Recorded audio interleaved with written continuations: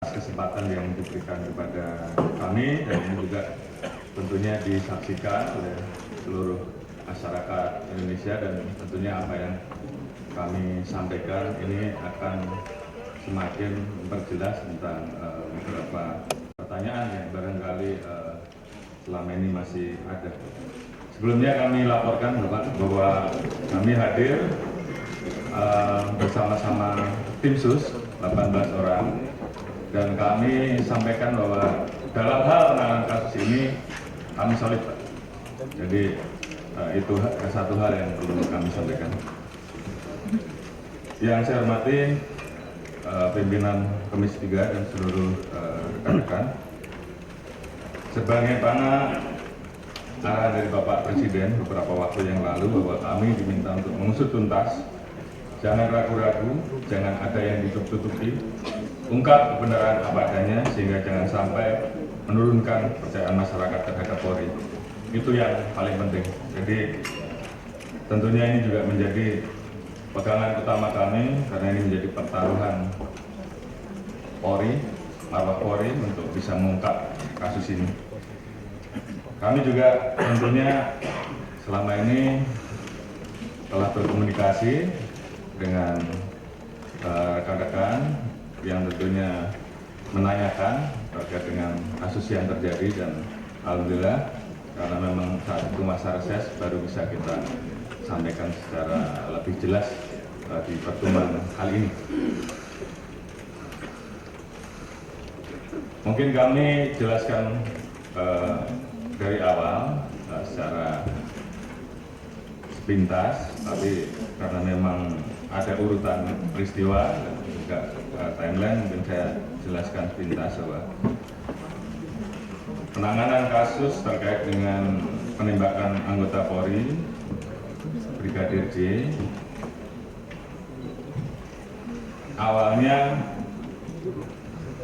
karena ada laporan saudara FS kepada Polres Metro Jakarta Selatan dan di Propam pada hari Jumat 8 Juli 2022, di mana yang bersangkutan melaporkan pada pukul 17.20 terjadi peristiwa tembak-menembak antara saudara Richard dan saudara Yosua yang diduga terjadi karena ada pelecehan menurut yang bersangkutan pada saat itu kepada saudara PC oleh saudara J di Duren 3, dengan kronologis bahwa saudara J melakukan pelecehan pada saudara PC di rumah dinas Duren 3, sehingga mengakibatkan saudara PC berteriak minta tolong, didengar oleh saudara Richard, dan kemudian pada saat ditegur terjadi tembakan dari saudara J, sehingga kemudian terjadi tembak menembak yang mengakibatkan saudara J meninggal dunia.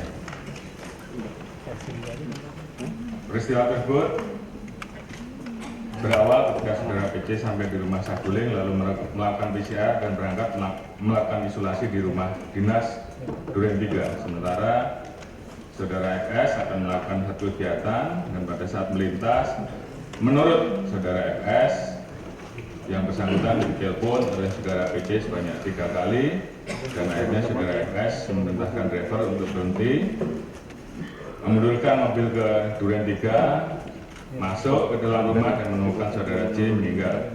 Melihat hal tersebut, saudara FS kemudian menanyakan peristiwa yang terjadi dan menjemput saudara PC yang berada di kamar, setelah memerintahkan kepada saudara IB atau saudara R untuk mengantar saudara PC ke rumah sakit. Ini adalah informasi awal yang disampaikan oleh saudara FS. Kemudian yang bersangkutan menghubungi beberapa orang, salah satunya Kasat Reskrim Polres Jakarta Selatan yang datang hadir pertama di TKP 17.30. Ada satu yang bersangkutan dihubungi oleh driver saudara FS. Kemudian pukul 17.47 dari Biro Provos di Propam datang ke TKP karena dihubungi oleh saudara FS. Kemudian setelah selesai dilakukan pendataan dan pengamanan barang bukti, sekitar pukul 19 saksi-saksi yang ada di TKP saat itu, Kuat, Ricky, Richard dibawa kantor Biro Paminal di Propam untuk dilakukan interogasi sehubungan dengan penyelidikan atas dugaan pelanggaran atau penyimpangan dalam pelaksanaan tugas Polri. Pelaksanaan olah TKP Selesai sekitar pukul 19.40, jenazah almarhum diantar ke Rumah Sakit Bayangkara tingkat 1 Setu Kantor dengan menggunakan mobil ambulan dengan pengawalan mobil dinas Provos di Propam Polri dan kendaraan operasional Satreskrim Polres Jakarta Selatan. Kemudian atas dasar kejadian tersebut dibuatlah 2 laporan polisi yang dilaporkan di Polres Jakarta Selatan, yaitu LP nomor 368 2022 PKT Polres Jaksel tanggal 8 Juli oleh anggota Polres Metro Jakarta Selatan, ini model A, terkait dengan dugaan percobaan pembunuhan terhadap saudara RE. Kemudian LP yang kedua, LPB 1630 di Polres Metro Jakarta Selatan pada tanggal 8 Juli yang dilaporkan oleh saudara PC terkait dengan dugaan perbuatan pelecehan dan ancaman kekerasan di Duren 3. Selanjutnya sekitar pukul 20.20 jenazah sampai di Rumah Sakit Bayangkara. Sesuai prosedur, otopsi jenazah memerlukan syarat, yaitu surat administrasi permintaan visum et repertum dari penyidik. Jenazah sempat transit di ruang jenazah sambil menunggu syarat administrasi tersebut, dan operasi atau kegiatan pemeriksaan luar dimulai dari pukul 22.30 dan dilanjutkan dengan pemeriksaan dalam dan berakhir pada hari Sabtu tanggal 9 Juli sekitar pukul 02. Sesuai dengan prosedur, untuk kegiatan otopsi hanya boleh didampingi oleh penyidik dan atau asisten dokter forensik, sehingga saat itu saudara Reza selaku adik dari almarhum Brigadir J menunggu pelaksanaan sampai dengan otopsi selesai di luar. Kemudian pada saat jenazah dimasukkan dalam peti, saudara Reza baru melihat jenazah dari Brigadir J. Kemudian pada tanggal 9 Juli pagi rencana jenazah akan dibawa ke Jambi. Yang saya hormati seluruh anggota dewan yang saya muliakan. Kemudian pada hari Sabtu tanggal 9 Juli sekitar pukul 11, penyidik Polres Metro Jakarta Selatan mendatangi kantor Biro Paminal di Propam untuk melakukan pembuatan berita acara pemeriksaan saksi-saksi saudara Richard, Ricky, dan Kuat. Namun penyidik mendapatkan intervensi dari personil Biro Paminal di Propam Polri. Penyidik hanya diizinkan untuk mengubah format berita acara interogasi yang dilakukan oleh Biro Paminal di Propam menjadi berita acara pemeriksaan. Kemudian sekitar pukul 13, penyidik bersama saksi diarahkan oleh personel di Propam untuk melakukan rekonstruksi kejadian di TKP. Setelah selesai pelaksanaan rekonstruksi, para saksi menuju rumah saudara FS di Saguling. Personel Biro Paminal di Propam Polri di saat yang bersamaan kemudian menyisir TKP dan memerintahkan untuk mengganti harddisk CCTV yang berada di pos security Duren 3. Harddisk CCTV ini kemudian diamankan oleh personel di Propam Polri.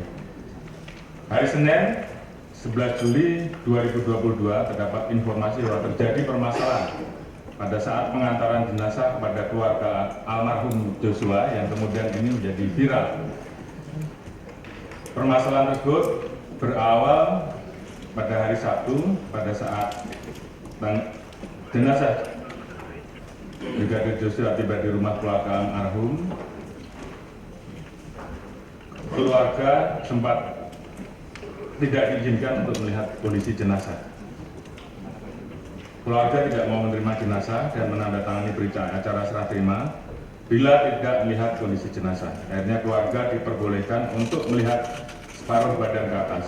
Keluarga melihat adanya luka-luka dan jahitan di wajah almarhum. Melihat kondisi tersebut, keluarga kemudian menjadi histeris. Keluarga diberikan penjelasan oleh personel di Propam bahwa almarhum meninggal setelah terlibat tembak-menembak antara Brigadir J dengan Brigadir R dan beberapa RE, dan telah ada beberapa hal yang kemudian itu disampaikan secara lebih tertutup. Saat akan dimakamkan, personil di Propam Polri menolak untuk permintaan keluarga untuk pelaksanaan pemakaman secara kedinasan, karena menurut personil di Propam tersebut terdapat syarat yang harus dipenuhi, dan dalam hal ini mereka menyatakan ada perbuatan tercela sehingga kemudian tidak dimakamkan secara kedinasan. Kemudian malam harinya datang personil dari Dipo Pampori yang berpangkat Pati atas nama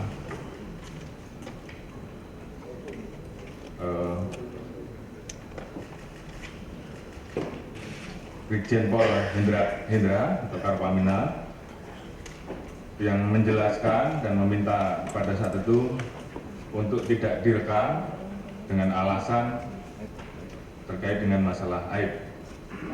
Keluarga mendapatkan penjelasan lebih detail sehingga jumlah tembakan dan posisi tembak menembak serta luka-luka yang ada di tubuh jenazah. Terkait dengan penjelasan tersebut, keluarga tidak percaya dengan penjelasan yang telah diberikan oleh personil di Propam Polri tersebut. Beberapa hal kemudian ditanyakan, antara lain masalah CCTV yang ada di tempat kejadian, kemudian hal-hal yang dirasa janggal, kemudian terkait dengan barang-barang korban termasuk HP, dan kejanggalan-kejanggalan ini kemudian viral di media dan mendapatkan perhatian publik. 11 Juli, Karopenmas melakukan konferensi pers terkait dengan peristiwa meninggalnya almarhum Joshua. Saat itu Karopenmas terkesan kurang menguasai materi karena mendapatkan bahan informasi yang tidak utuh dan telah direkayasa oleh personil di Propam Polri. Hal ini mengakibatkan publik semakin bertanya-tanya dan muncul banyak pemberitaan mengenai kejanggalan terhadap almarhum Joshua. Tanggal 12 Juli, Kapolres Metro Jakarta Selatan melakukan konferensi pers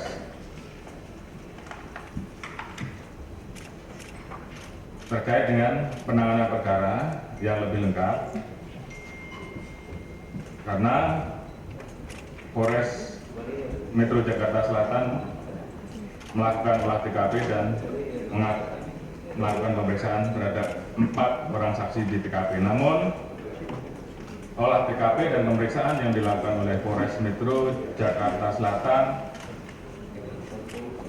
telah mendapatkan intervensi dari saudara FS, sehingga proses penyidikan dan olah TKP yang dilaksanakan menjadi tidak profesional. Narasi yang disampaikan oleh Kapolres secara umum menjelaskan bahwa penanganan peristiwa di Duren 3 telah sesuai dengan prosedur dan kronologis. Diawali dengan terjadinya pelecehan terhadap saudara P, sehingga kemudian terjadi hal-hal yang seperti tadi saya sampaikan, di mana kemudian Kapolres juga menjelaskan hasil otopsi sementara saat itu disampaikan ada perkenaan 7 luka tembak masuk dan 6 luka tembak keluar. Tentunya hal ini juga menjadi pertanyaan karena apa yang disampaikan oleh Kapolres tersebut tentunya terlalu cepat mengambil kesimpulan, dan kemudian didapati bahwa Kapolres datang terlambat pada saat ke TKP. Dengan adanya hal-hal tersebut dan kejanggalan-kejanggalan yang ada, maka pada saat itu kami membentuk tim sus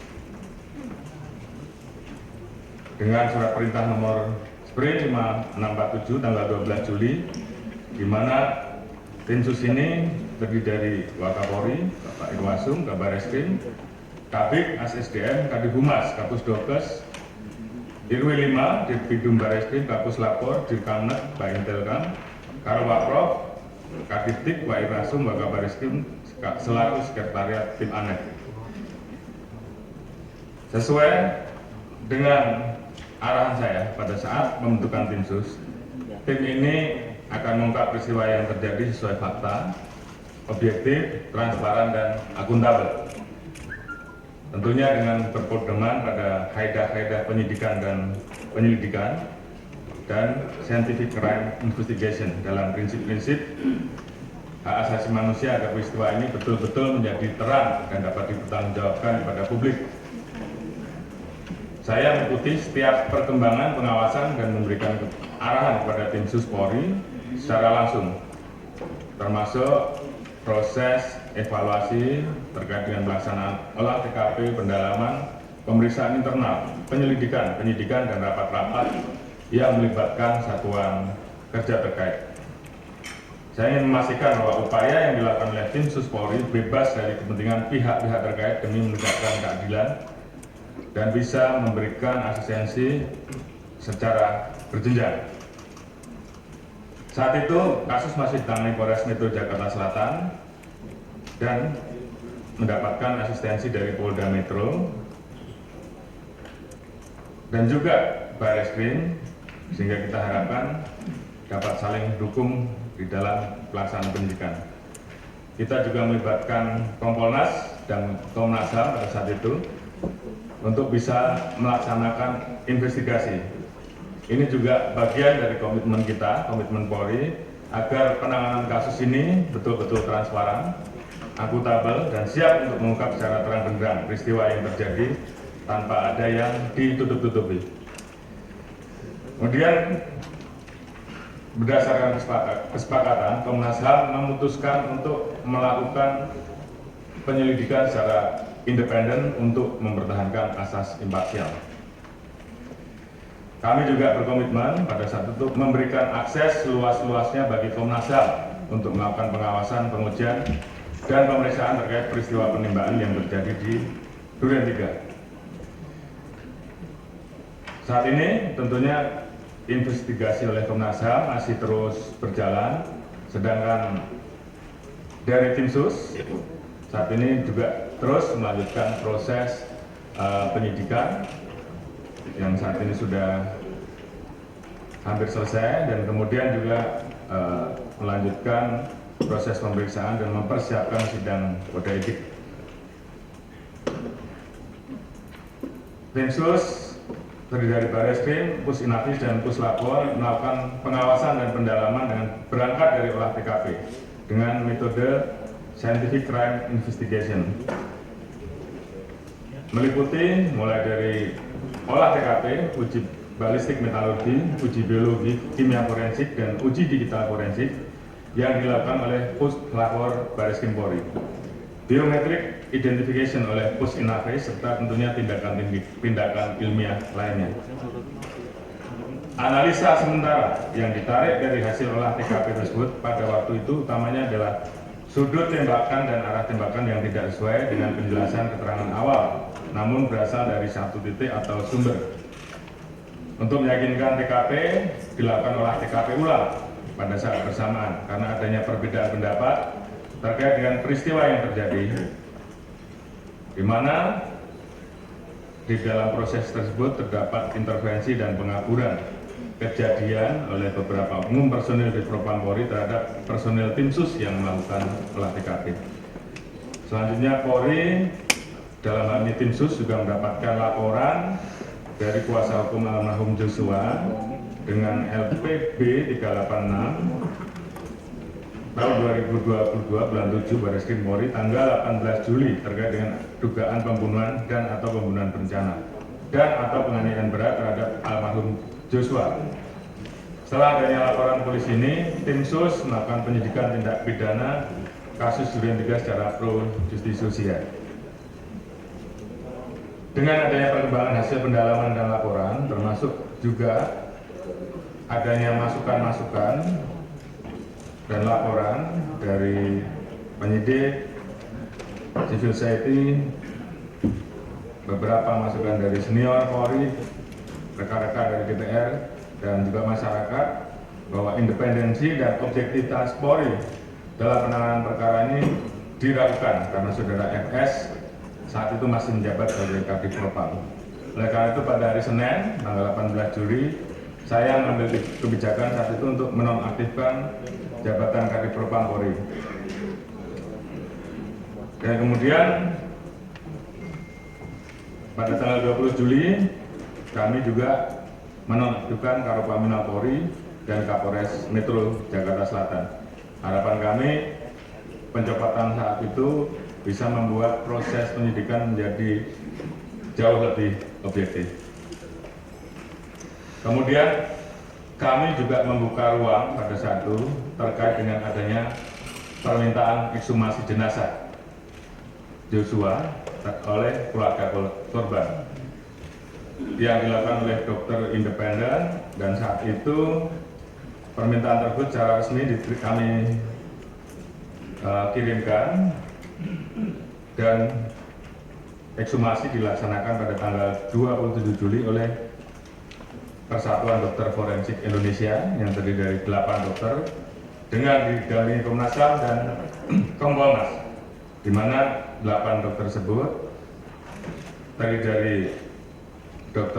Profesor Dr. Agus dari UI, kemudian Profesor Dr. Ahmad dari UNER, Profesor Dr. Dedi dari Universitas Riau, kemudian Ketua Umum PPI Dr. Adi Firmansyah,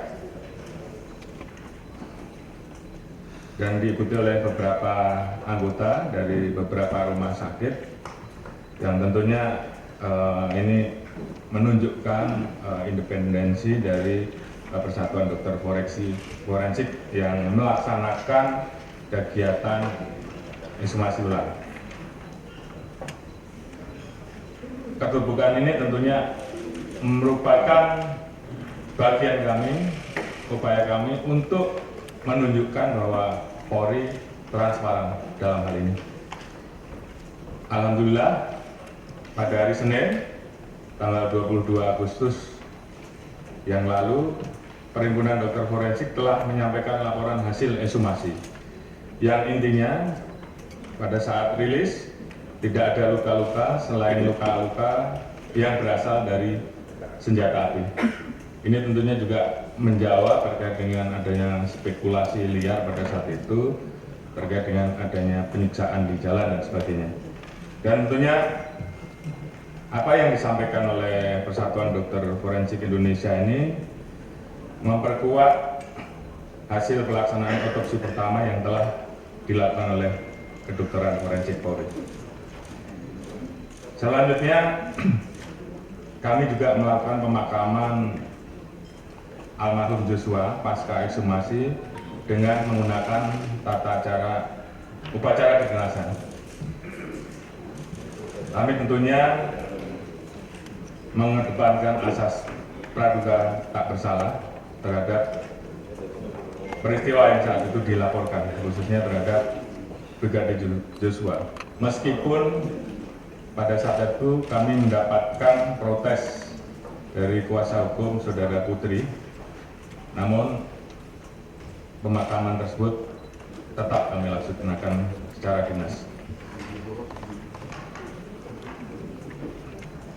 Kembali pada perkara yang kami tangani, ada 3 perkara, 2 di Polres Jakarta Selatan dan 1 di Barreskrim Polri, di mana kemudian 2 laporan polisi yang ada di Polres ditarik dan dilimpahkan ke Polda Metro pada tanggal 19 Juli 2022.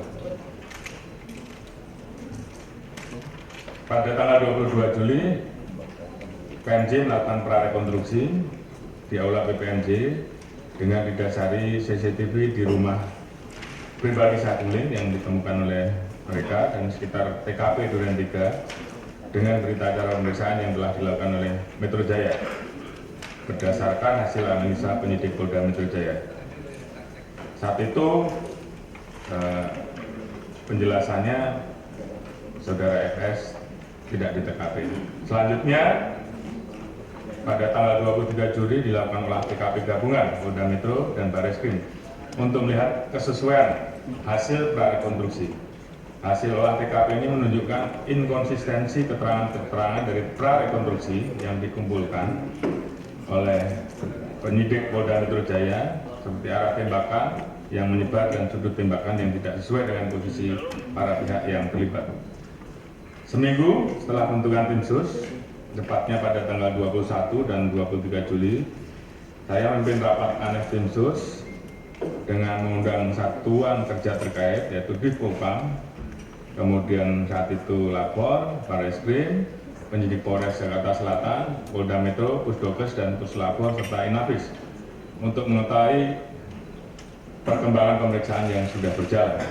Hasil rapat mengungkapkan adanya hambatan-hambatan penyidikan terkait adanya intimidasi, tekanan, intervensi, upaya mengaturkan fakta, dan menghilangkan barang bukti yang dilakukan oleh beberapa oknum personil di Propam Polri, dan ketidaksesuaian kronologis peristiwa tembak-menembak.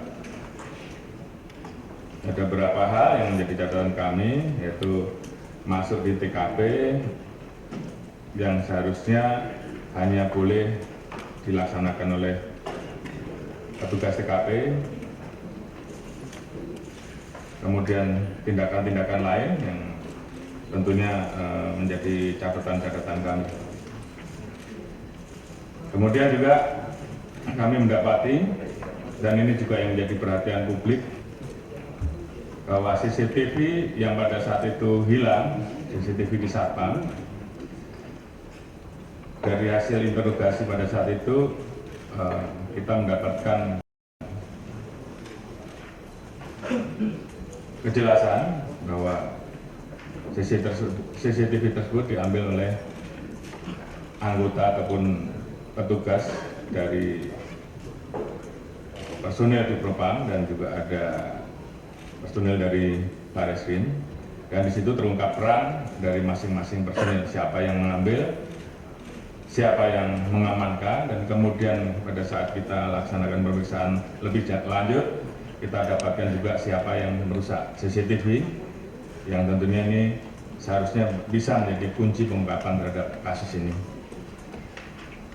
Dari hasil rapat ANEF Tim Sus, saya pada saat itu perintahkan pada Irsus untuk kemudian menindaklanjuti dan memeriksa temuan Tim Sus Polri tersebut.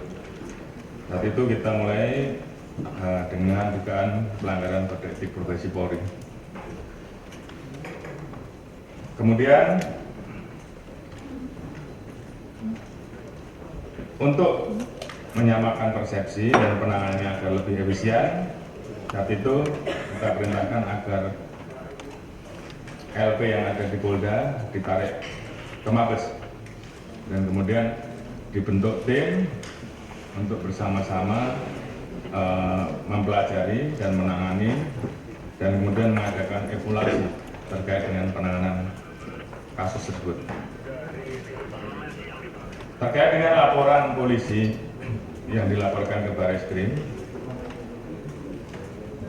dilaksanakan gelar perkara atas keterangan saksi dan alat bukti yang ada, dan saat itu kemudian Saudara Richard ditetapkan sebagai tersangka pada tanggal 3 Agustus dengan pasal awal 338, junto pasal 55 dan 56, namun kemudian kita terapkan pasal 340 subsidiar pasal 338 junto pasal 55 dan 56. Kemudian tanggal 4 Agustus Irsus melaporkan hasil pemeriksaan internal terhadap temuan Tim Sus Polri terkait didapatnya perbuatan personil-personil yang menghambat proses penyidikan, dan telah ditetapkan 25 orang terduga pelanggar yang tidak profesional dalam penanganan olah TKP. Pada saat penanganan awal, pada saat proses penyidikan, termasuk upaya-upaya untuk menghilangkan barang bukti, merekayasa kasus, dan menghalangi proses penegakan hukum atau yang biasa dikenal dengan obstruction of justice. Irsus merekomendasikan untuk dilakukan pemeriksaan kode etik dan mutasi jabatan bersifat demosi terhadap para pelanggar. Tanggal 4 Agustus, 10 orang kita mutasi ke Yayapna Polri, mutasi yang bersifat demosi, di mana diantaranya adalah Kadif Propam, Karo Paminal, Karo Provos, Sesro Paminal, Kaden A, Pak Kaden B, serta kita ganti dengan pejabat baru. Alhamdulillah, setelah terjadinya pergantian mutasi,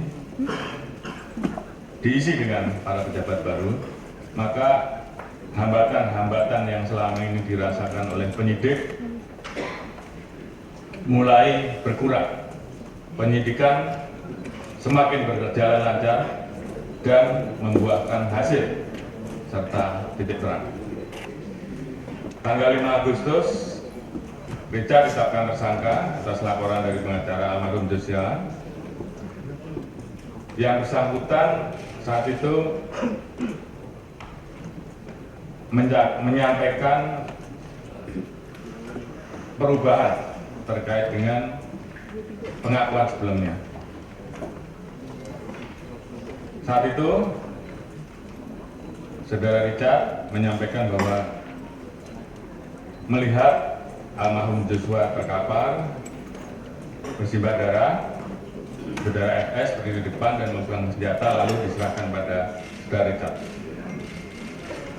Saat itu, tim sus melapor kepada saya dan saya minta untuk menghadapkan Saudara Richard secara langsung. Kita tanyakan kenapa yang bersangkutan merubah. Ternyata pada saat itu Saudara Richard mendapatkan janji dari Saudara FS akan membantu melakukan atau memberikan SP3 terhadap kasus yang terjadi. Namun ternyata faktanya Richard tetap menjadi tersangka. Sehingga kemudian atas dasar tersebut Richard menyampaikan akan mengatakan atau memberikan keterangan secara jujur dan terbuka. Dan ini juga yang kemudian merubah semua informasi awal dan keterangan yang diberikan pada saat itu. Richard minta disiapkan pengacara baru serta tidak mau dipertemukan dengan Saudara FS. Berangkat dari keterangan Saudara Richard, saat itu juga kami meminta salah satu anggota tim sus pada saat itu, Kadiftik, untuk menjemput Saudara FS. Di saat awal, FS masih belum mengakui, masih bertahan dengan keterangan awal. Dan berdasarkan keterangan Saudara Richard, akhirnya tim sus memutuskan untuk melakukan penempatan khusus di Mako Brimob Polri. Kemudian tanggal 6 Agustus, Saudara Richard menyampaikan ingin membuat dan menjelaskan peristiwa yang terjadi secara lebih terang benderang. Richard kemudian menuliskan keterangannya secara tertulis, di mana di situ menjelaskan secara urut mulai dari Magelang sampai dengan TKP Duren 3 dan mengakui bahwa dirinya menembak Saudara Joshua atas perintah dari Saudara FS. Keterangan tersebut tentunya kita tuangkan di dalam BAP dan saat itu juga Saudara Richard meminta perlindungan ke LPSK untuk menjadi justice collaborator. Tanggal 7, Saudara Richard mengakui perbuatannya. Kemudian Saudara Ricky dan Saudara Kuat juga ditetapkan tersangka. Saudara Kuat sempat akan melarikan diri namun diamankan dan berhasil ditangkap. Berdasarkan pengakuan dari 3 tersangka tersebut, maka Saudara FS akhirnya mengakui segala perbuatannya. 9 Agustus 2022 kami umumkan penetapan Saudara FS sebagai tersangka penembakan terhadap almarhum J, di mana pada saat itu dilakukan oleh Saudara Richard atas perintah Saudara Ferdi Sambo. Kemudian Saudara FS membuat skenario dan merekayasa seolah-olah terjadi peristiwa tembak-menembak antara Brigadir J dengan Brigadir Richard. Kemudian yang bersangkutan juga menembak ke dinding atau ke tembok berkali-kali seolah-olah terjadi peristiwa tembak-menembak. Tim sus kemudian melakukan pemeriksaan secara maraton profesional dan cermat sesuai dengan konstruksi peristiwa yang terjadi. Dari proses pemeriksaan kode etik profesi Polri dan juga gelar perkara pemeriksaan khusus, saat ini di Propam Polri telah merekomendasikan 6 terduga pelanggar, yaitu saudara FS, HK, ANP, AR, saudara BW, dan saudara CP. Mereka patut diduga telah melakukan tindak pidana obstruction of justice atau menghalang-halangi penyidikan, antara lain dengan sengaja menghilangkan CCTV dan kemudian merusak CCTV yang ada di pos satpam. Kemudian juga telah dibuat laporan polisi di Barreskrim dengan persangkaan pasal 49 junto pasal 33 dan pasal 48 junto pasal 32 terkait dengan undang-undang tentang ITE, dan juga pasal 233 KUHP junto pasal 55 KUHP dan pasal 566 KUHP, dan juga pasal 221 ayat 2. Saat ini proses pemeriksaan kode etik profesi oleh di Propam Polri masih terus berlangsung, dan tentunya apabila dalam proses ini masih kita temukan adanya perbuatan-perbuatan lain yang diduga memenuhi unsur pidana, kami berkomitmen untuk melaksanakan proses penegakan hukum sesuai dengan aturan yang berlaku. Selanjutnya, pemeriksaan internal terus kami kembangkan. Kami telah memeriksa 97 personel, 35 orang diduga melakukan pelanggaran kode etik profesi dengan rincian berdasarkan pangkat. Jadi selain pidana ada juga pelanggaran terhadap kode etik. Brigjen Pol 1 personel, Brigjen Pol 3, Kombes Pol 6, AKBP 7, Kompol 4, AKP 5, Ibtu 2, Ibda 1, Brigda 1, Brigadir Polisi 1, Bribtu 2, dan Barada 2. Dari 35 personel tersebut, 18 saat ini sudah kita tempatkan di penempatan khusus, sementara yang lain masih berproses pemeriksaannya. 2 saat ini sudah kita tetapkan sebagai tersangka terkait dengan laporan polisi di Barreskrim, sehingga tinggal 16 orang yang ada di Patsus, sementara sisanya menjadi tahanan terkait dengan kasus yang dilaporkan di Barreskrim. Kami tentunya berkomitmen untuk segera bisa menyelesaikan proses sidang kode etik profesi ini dalam waktu 30 hari ke depan. Ini juga untuk memberikan kepastian hukum terhadap para terduga pelanggar. Kami juga melaporkan gambaran umum hasil penyidikan yang telah ditentukan oleh tim sus, namun kami tidak dapat menyampaikan secara spesifik terlalu dalam terkait dengan materi penyidikan. Secara umum, saat ini tim sus sudah memeriksa 52 orang saksi, 4 orang ahli, di mana ada ahli dokter forensik, balistik, kimia biorefensik, dan ahli digital forensik. Selanjutnya, tim sus juga telah melakukan penyitaan terhadap 122 barang bukti berbagai macam, mulai dari senjata api, magasin, CCTV, dan sebagainya. Kemudian, berdasarkan laporan pemeriksaan yang telah dilakukan Tisus, maka didapatkan fakta-fakta dengan memperhatikan persesuaian alat bukti bahwa kronologis awal yang disampaikan bahwa terjadi pelecehan dan tembak-menembak di rumah dinas Duren 3 adalah tidak benar. Terdapat upaya merekayasa TKP sehingga seolah terjadi tembak-menembak. Kemudian peristiwa penembakan yang terjadi di Duren 3 diduga dilakukan dengan perencanaan lebih dahulu oleh saudara FS di rumah Saguling yang diketahui oleh saudara PC dan saudara Richard. Demikian juga saudara PC diduga memberikan kesempatan terhadap peristiwa yang terjadi. Saudara Richard melakukan penembakan terhadap almarhum Joshua atas perintah saudara FS, di mana disaksikan oleh Ricky, Kuat, Makruf, dengan juga perannya untuk ikut membantu.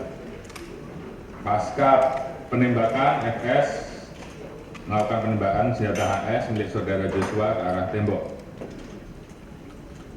Kemudian motif saudara FS melakukan perbuatan tersebut karena yang bersangkutan marah dan emosi setelah mendengar laporan dari Ibu PC terkait dengan peristiwa yang terjadi di Magelang yang dianggap mencederai harkat martabat keluarga. Untuk lebih jelasnya nanti akan diungkapkan di persidangan. Berdasarkan fakta, saat ini kami telah menetapkan 5 orang tersangka, yaitu Saudara FS, Saudara PC, Saudara Richard, Saudara Ricky, Kuat Maruf, dengan persangkaan pasal 340, subsidiar pasal 338, junto pasal 55 dan pasal 56, ancaman hukuman maksimal, hukuman mati seumur hidup atau penjara selama 20 tahun. Saat ini tersangka PC menyampaikan surat sakit sehingga belum dilakukan pemeriksaan sebagai tersangka. Rencana minggu ini akan dilaksanakan pemeriksaan. Kemudian terhadap 2 laporan polisi, yaitu LP 368A yang dilaporkan di Polres Metro Jakarta Selatan terkait dengan percobaan pembunuhan, dan LP 1630 7 tahun 2022 Polres Metro Jaksel terkait dengan perbuatan cabul dan ancaman kekerasan di Duren 3, saat ini telah dihentikan penyidikannya karena berdasarkan hasil gelar perkara tanggal 12 Agustus 2022 tidak ditemukan peristiwa pidana. Alhamdulillah, tentunya berkat dukungan dari seluruh masyarakat Indonesia, Bapak Presiden Republik Indonesia, seluruh rekan-rekan mitra kerja yang ada di DPR RI, Kemenko Polhukam, Komnas HAM, Kompolnas, Lembaga Pengawas Eksternal, Kejaksaan, dan seluruh elemen bangsa pada hari Jumat tanggal 19 Agustus 2022 telah dilakukan tahap 1 penyerahan berkas perkara ke Kejaksaan. Saat ini kami terus berkoordinasi dengan pihak Kejaksaan dan mudah-mudahan harapan kami berkas ini segera bisa dinyatakan P21, dan tentunya kami sangat berterima kasih kepada Bapak Jaksa Agung yang telah mengirimkan tim, mempersiapkan tim sebanyak 30 personil dari Kejaksaan yang saat ini bekerja secara simultan bersama-sama, sehingga harapan kita kasus ini juga bisa segera diselesaikan dan dapat dinyatakan lengkap dan segera mungkin bisa juga kami ajukan ke persidangan. Tentunya dukungan ini semua termasuk juga seluruh masukan dari masyarakat bagi kami merupakan bentuk kecintaan masyarakat terhadap Polri. Untuk itu, dalam kesempatan ini kami mengucapkan terima kasih dan apresiasi kepada seluruh pihak, masyarakat, DPR RI, Kejaksaan, dan seluruh elemen, termasuk tentunya dukungan penuh dari Bapak Presiden, sehingga kami bisa menuntaskan kasus ini dan mudah-mudahan sebentar lagi bisa kami lengkapi dan segera kami serahkan ke Kejaksaan. Tentunya kami harapkan penjelasan di hadapan Komisi 3 DPR RI ini dapat membuat peristiwa yang terjadi menjadi lebih terang, dan ini merupakan bagian bentuk akuntabilitas Polri untuk mengungkapkan peristiwa yang terjadi menjadi semakin terang apa adanya dan tidak kami tutup-tutupi. Mungkin ini yang bisa kami sampaikan di dalam materi rapat kerja kali ini. Ini tentunya pil pahit bagi kami. Namun demikian, kami terus berkomitmen bahwa apa yang terjadi ini tentunya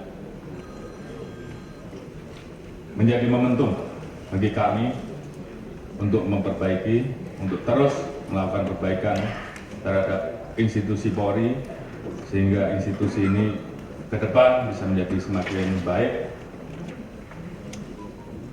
bisa memberikan pelayanan yang lebih baik terhadap masyarakat, sehingga Polri yang saat ini memang terdampak tragedi peristiwa ini bisa segera kembali pulih, dan ini pertaruhan kami untuk menjaga marwah dan institusi Polri.